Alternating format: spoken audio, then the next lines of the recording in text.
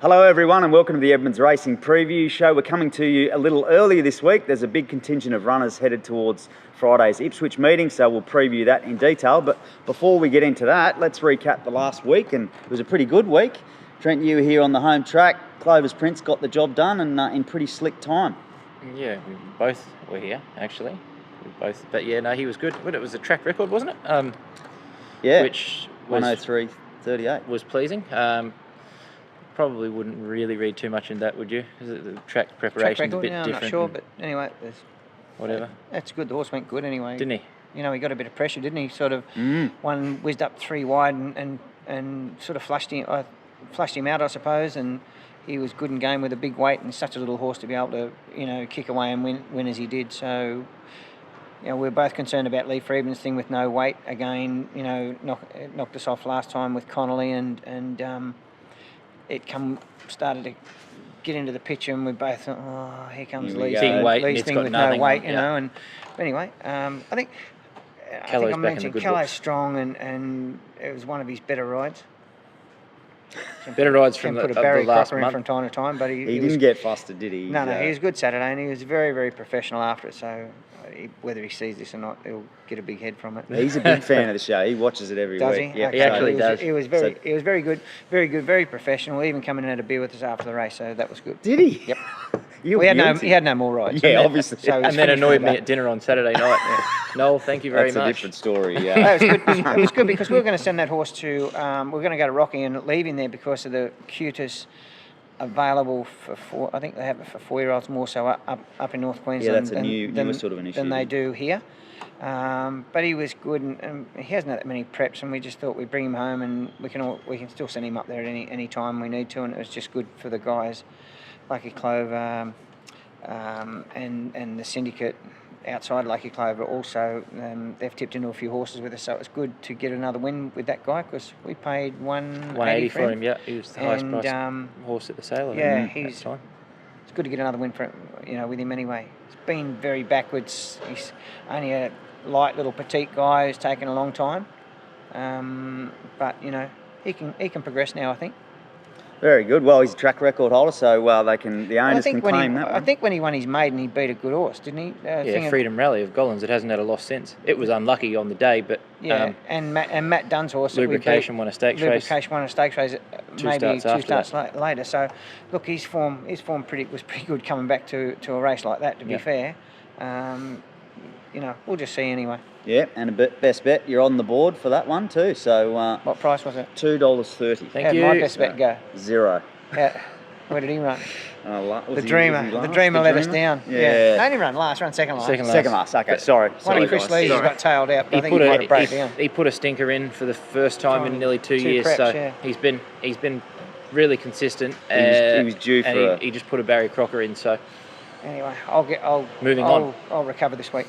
You'll recover. Yep. Well, another runner that's certainly capturing attention, Golden Glamorous.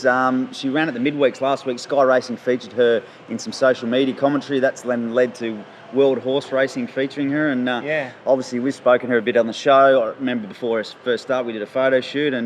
But the attention's growing global now. Yeah, it seems to be. I'd rather it for be all the right reasons, to be fair. But that's okay. She's got a place. She's very, she's a good-looking horse. She's always been a really, really stunning type. Pedigree. Look, we stretched her out to 1350 the other day, and that's on the advice of Scotty Galloway rides of work, and Martin Harley thought she'd run the distance. Her pedigree doesn't suggest she can. And look, while she's no star, she tries very hard. She's heading to the Ekka on Monday. Yeah, I was going to touch on that. In one of those thoroughbred classes. I think it's a fillies class, maybe. Look, I'm not sure. Holly drives that. I'm not sure what that is, but it is what it is. And so interesting though that she's going there in between runs, and then she. Yeah. Then she go back to Bow Desert sort of late in the month. So. Yep. I think Racing Queensland are putting some classes on for even show jumping on that day. Yep. And that must be the off the track. Yeah, it's a big focus, isn't it? Yeah, it's a big focus now. Off the track program. I think they take some money out of prize money now for off the track. Yep. Retirees and that sort of stuff. So, anyway, it's good to be supporting that in some way. As I mentioned, though, I'd rather it be for the right reasons for her being so fast. But anyway, she'll win a race somewhere. Well, I guess you're dropping back from midweeks too, aren't you, for her next start? Yeah, but I don't think there's much between that. It was pretty That was a bad average race the other day. Okay. So 3-year-old bunch at the moment. You look at them, like Dolby. We were going to wait for Dolby on Monday. It got deleted. There was only 2 noms for that race, and I think there was a race here, a 3-year-old race that went by the wayside last Saturday. Yep. So the pool of horses must be. I don't know what's going on there. Okay. So she'll get her turn, hopefully. She'll get a turn, yeah. Yep. All right, well, before we get into the preview, let's just quickly touch on, obviously you can hear the noise in the background. As usual, things are ramping up because it's the final day of the grass being laid, the turf on the new course proper. So that's exciting. And also the tunnel has been completed. The guys have dug through, so that's some of the activity you can hear. They're clearing out some of the dirt and preparing it for horse and pedestrian movements in the future. Yeah. Yeah, October that happens. It'll kick in, so we'll get the full use of the training facility through the tunnel. The turf being laid. I thought they were on track, but they must be behind a bit. They're about 3.5 weeks off. Are they? Yeah. Okay, so that's interesting because I think the target time was Derby Day here to run a hybrid meeting. Yes. That had been thrown out, yeah. Yeah, that is. You'd have to really say that's. Well, they had to move the Jericho Cup qualifier from Melbourne Cup Day, Yeah. which was going to be here, the 3,200 metre race, to Dalby on Derby Day over 3,000. Did they? So Already? Because the grass was not going to be ready in time. Okay. And obviously they'll have to go through the process of consulting trainers, jockeys. Well, I think Racing Queensland sort of in the background would be the mainstay. Yeah. But like they'd be mad to jump on it quickly and unless it was completely consolidated and they were confident they were going to be able to run a meeting on it. So anyway, look, you know what? If it doesn't happen as quick, that's fine. It'll be a great facility, a great complex, and probably a world-class complex once it's done and consolidated. So we can be in a hurry and bugger it up, or we can wait and let it consolidate and get the right result. It's the long game strategy, Yes. yep, and it's going to be exciting times. So, all right, well, let's get on to this Ipswich meeting that we're talking about. Mission to win. Trent looks to go one better than his last couple, and can this be the day for him? God, I hope so. I thought he'd win last start, to be fair, but just wide barrier cost him, and he back to 1,200, first time with a tongue tie. He wasn't quite as brilliant as he probably should have been. Understandable. Up to 1,350 suits. There's one of Kelly Schweeder's in there that I think's his main danger. It has run well twice this prep, and dropping back from midweek grade, that's probably a main danger, but surely you can figure in the finish. He looks like he's going well enough, going back up to 1,350, tick, everything's well, good rider, good barrier, up in journey, can win, just needs a bit of luck. All right. He's doing things wrong still, like he hung around the corner the other day and just done a bit wrong, but he did run in patches, like he raced well, back in behind them, travelled beautifully, and when he was asked to go forward, he started hanging around the turn and doing a bit wrong, so needs to correct that, and he can win a race, hopefully tomorrow. Okay. I thought his work Tuesday morning was as good as I'd seen him ever work, so whilst he's got some ability, he may be just taking a bit of time to switch on and work it all out. So hopefully tomorrow's the day. Okay, fingers crossed there with Mission to win. Boccariva was scratched from last weekend's race, Tobin, and saved for this one. Lines up alongside a newcomer to the stable in Fearless Thinking, who won a recent trials. What do we think about both of these? Well, Boccariva's been one we've been a bit careful with because her pedigree's pretty good, and we thought she was probably a little bit better than she's actually gone. I thought she sat that grade all day, and then I even thought she may get through a stakes company, but she had a minor injury sort of early in the prep that set her back, and she's sort of been struggling a bit to find form. She's fitter tomorrow, drawn good. Andrew Mellion to ride, she'll bounce straight on the speed somewhere, and look if I suppose it's more her wanting to do it too. Like I thought she was when Ben Thompson put her under pressure at Sunny Coast at a most recent start. She wandered about, she lugged in, laid in, laid out, and looked like she didn't actually want to stretch out. So hopefully tomorrow she puts it all together and can because she works like she shouldn't be getting beat anyway, to be fair. Yeah. So tomorrow does look a nice race for Fearless Thinking.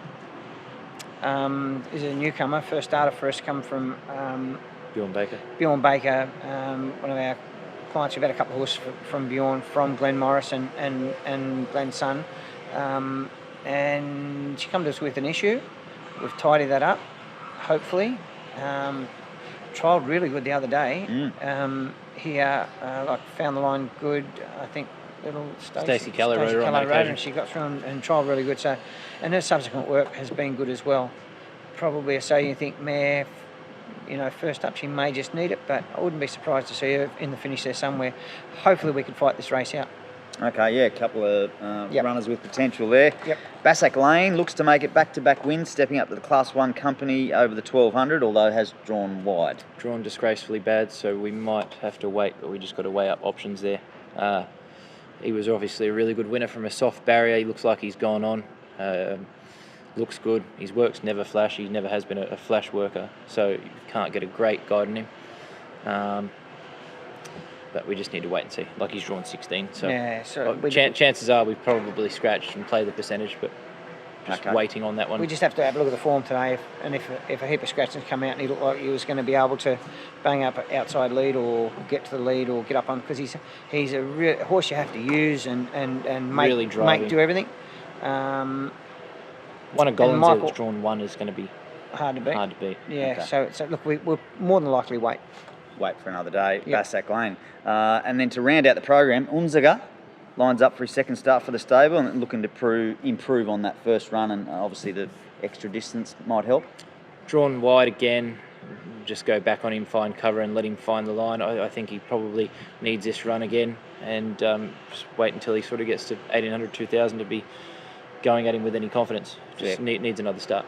Fair enough. Wait and see with him. And then the final runner, potentially for the weekend, Divine Courage. Yep. Bow Desert Saturday. Solo runner out there and resuming for Curly in the Curly colours. Yeah, Curly colours. Michael Carl to ride.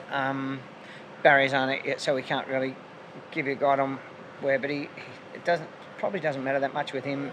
The barrier's a little bit slow to begin anyway. 1100. You'd nearly think he'd need it, but geez, he's going well. He's couple of trials and his jump out here the other day was really good. I think he could run pretty good. Okay, sounds if like he bounces good with him chance and takes part, he can run well. He can run he? well. Yeah, just depends how he begins. That's the biggest thing. You know, after a couple of 100 metres. No, you'll know out of the barrier really. Yep. Okay. I say if he begins, he just puts himself on the spot. If he doesn't, he's on the back foot and he'll be giving him 5 or 6 length starts. Yep. So. But he'll run on well. Whatever he does, he'll improve on and he'll be fine. Okay, very good. Well, this kicks off his preparation. Best bets time, as we mentioned, you're in front, 230. Ooh. Toby minus 100. You go first. You get me Mugs first. away. Okay. Mugs. I get that. I was just saying. Didn't mean it. It's an expression. Literally. It's an expression. Okay, well, I'm going mission to win to win. All up. Divine Courage. All up Divine Courage. Yep. Ooh. Okay, so get your money early Friday and then And hold on to your hats for hold Saturday. on to Saturday, yeah. All right, what have you got? Boccariva to bounce back. Boccariva. Should be all duck or no dinner for me, but anyway, we'll see. All right, we'll know by Friday night how things are travelling. So I plan to give him a bit of a head, give him a couple of chances early in the season, Righto. so to sort of finish on pretty hard. Good luck. all right, Gave him well, a chance last year, by the way, you knew the that. tally will show all. So, all right, anything else to add before we go? There's been a bit of chat during the week around the Racing Victoria strategy with A couple of chats actually. a couple of concepts You there. know, Zach Lloyd. We should mention Zach Yeah. actually. He won the Apprentice Premiership, and congratulations to Zach. Awesome achievement. Well He'll done. be tuned in about 4:30 this afternoon to watch this show. By the way. Regular So- viewer. so He good. actually featured on this show at one point in time before he went on to bigger and better things. Yes. Before we hit the skids, yeah. Yeah. So congratulations to Zach for winning the. That's seriously good. I've been watching racing for a long time. I've seen the best apprentices come through, like the Darren Gouchis, well, Malcolm Johnson was sort of, I was a kid, but he was so good. Darren Beedman, all of those guys, and Zach's probably done as much as any of them at this stage. To be able to do that in his first season. And incurring a lot of suspensions as well. The amount of time off he had. And we'll touch on the suspensions as well. But I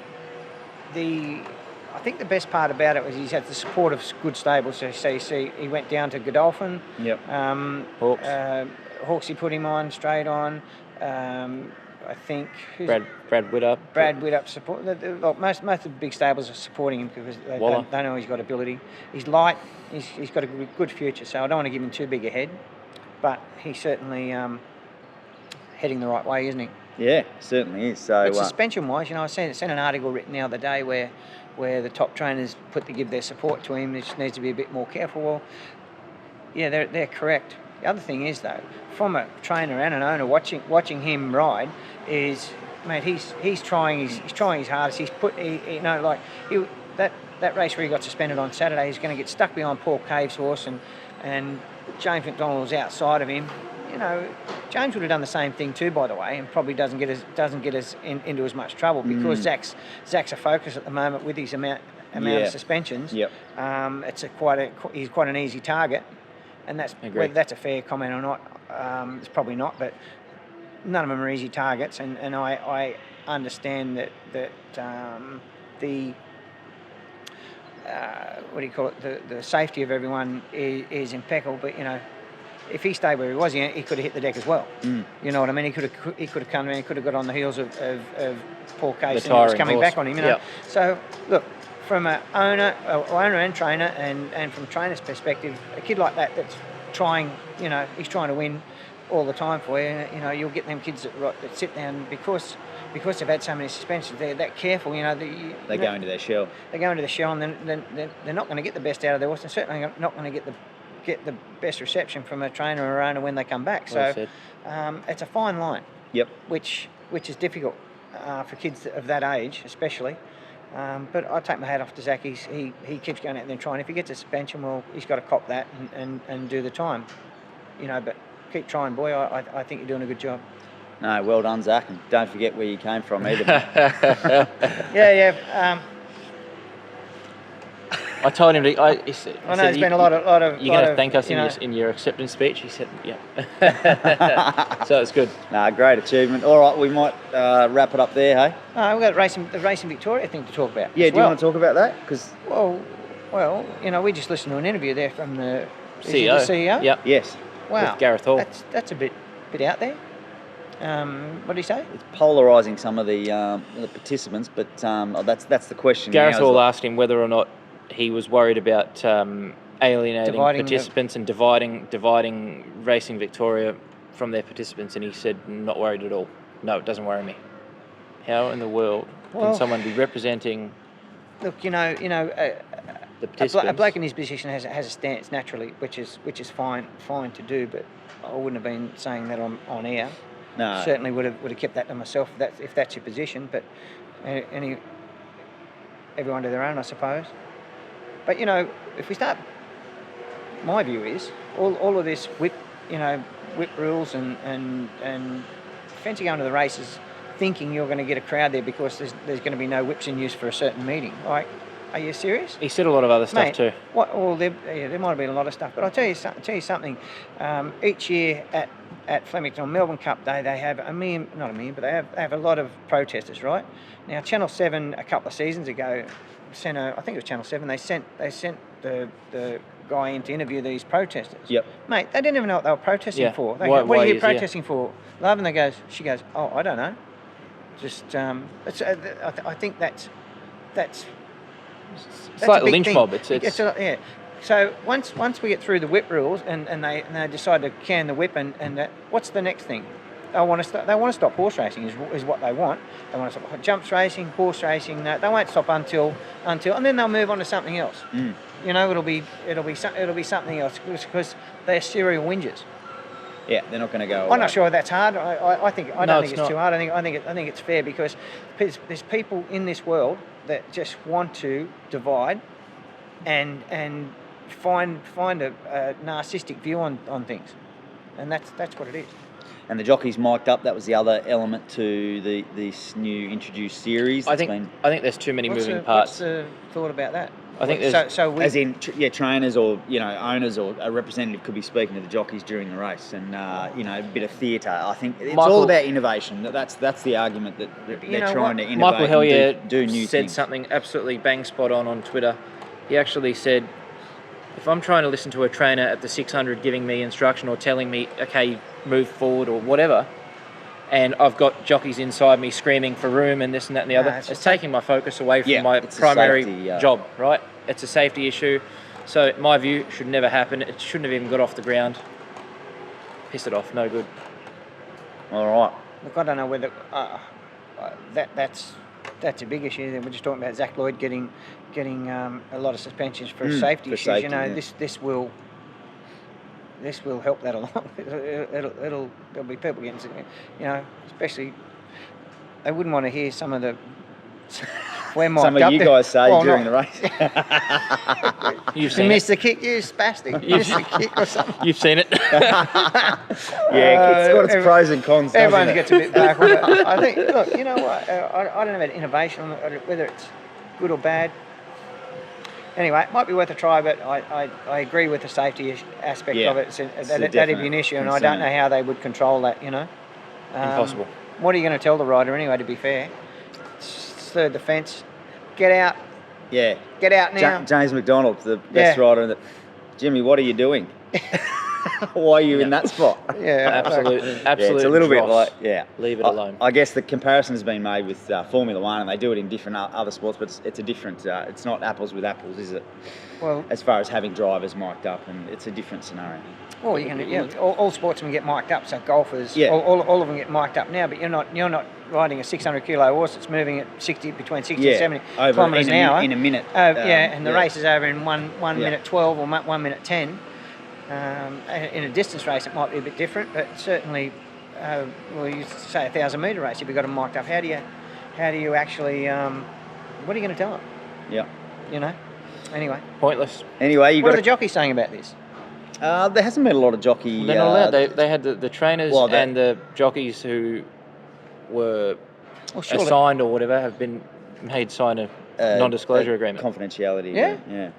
Well, they would have to have thoughts on it. Oh, they would. They wouldn't be. Other jockeys have, as you said, Michael Hellier, so a few others have had their thoughts, and former jockeys. So, anyway, it's interesting debate. So good show. It's a little bit away from our jurisdiction, but it's good to be bring that up. Robust debate. And anyone got any views out there? You can email Toby at edmondsracing.com.au.